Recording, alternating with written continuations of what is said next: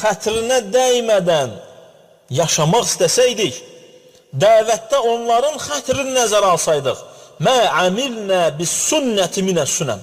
Bir sünnətlərdən bir sünnət olsa belə ona əməl edə bilməzdik. Hamısını tərk eləməliydi.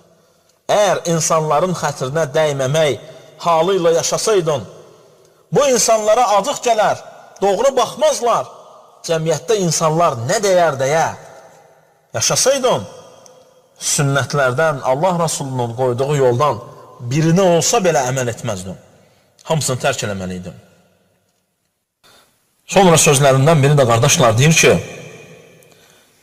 kim sünnəni inkar edərsə, Allah onu rəzil edər.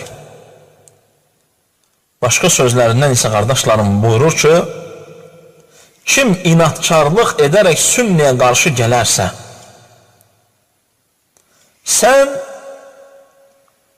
ondan təəccüb etmə və tələsmə, Allah ondan intiqam alacaqdır.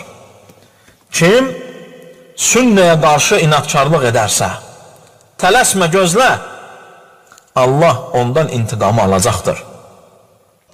Allah Azze və Cəllə sələfin və ümmətin böyük alimlərini hifz etsin, onları qorusun.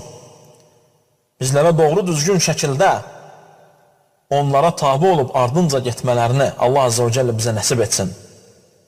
Çünki bu möminlərin yoludur. Bu möminlərin yoludur. Onlar Allah Rasulunun mirasçılarıdır. Allah Şeyx Muqbilə və həmçinin digər alimlərimizə, ölənlərə rəhmət etsin.